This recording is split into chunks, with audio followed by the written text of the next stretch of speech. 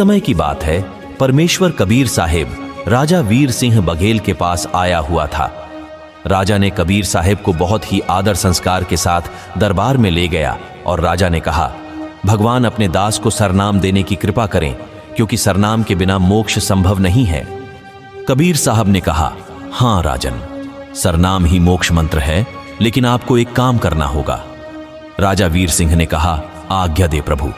कबीर साहब ने कहा, आपके राज में आपका भक्त एक बहन रहती है जिसका नाम चंद्रप्रभा है। उसने अपने हाथों से कपास गंगा जल से सिंचाई की, एक धोती बनाई है उसे, आप धोती ले आओ, फिर आपको सरनाम दूंगा। राजा ने कहा, जैसी आपकी आज्ञा गुरुदेव। कबीर साहब ने कहा, वह अपनी इच्छा से देंगे तो ही लेना, कोई जबरदस्ती मत करना।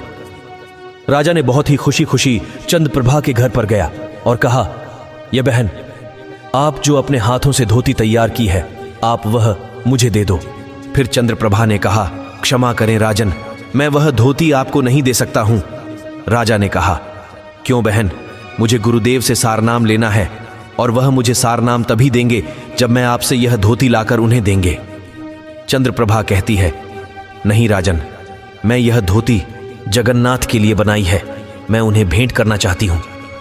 तभी राजा कहती है, बहन, मैं यह धोती के बदले मुंह मांगा इनाम भी देने के लिए तैयार हूं, लेकिन यह धोती मुझे दे दो। चंद्रप्रभा कहती है, राजन, मैं इसे किसी भी कीमत पर नहीं दे सकती हूं, चाहे आप मेरी और मेरी बेटी की गर्दन काट दो तो फिर ले जा सकते हैं। तब राजा कहते हैं, नहीं बहन, मैं ऐसा कभी नहीं कर सकता हूं, अगर आप खुद से देंगे तो ही ले जाऊंगा। राजा वीर सिंह बघेल को धोती देने से मना कर दिया।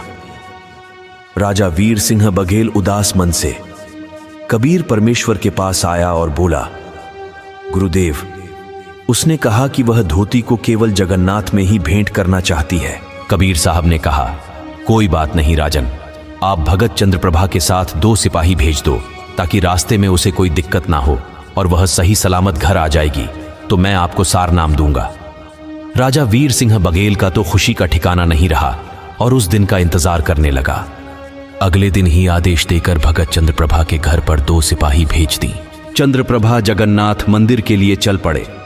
जगन्नाथ मंदिर पहुंचकर चंद्रप्रभा वे धोती भेंट की और कहा, हे भगवान, अपनी दासी की यह छोटा सा भेंट शिकार कीजिए।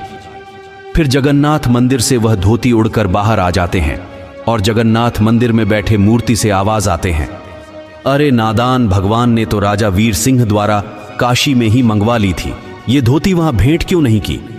ले जा, इसे वही यहां क्यों ले आई? परमात्मा तो वहीं बैठा है।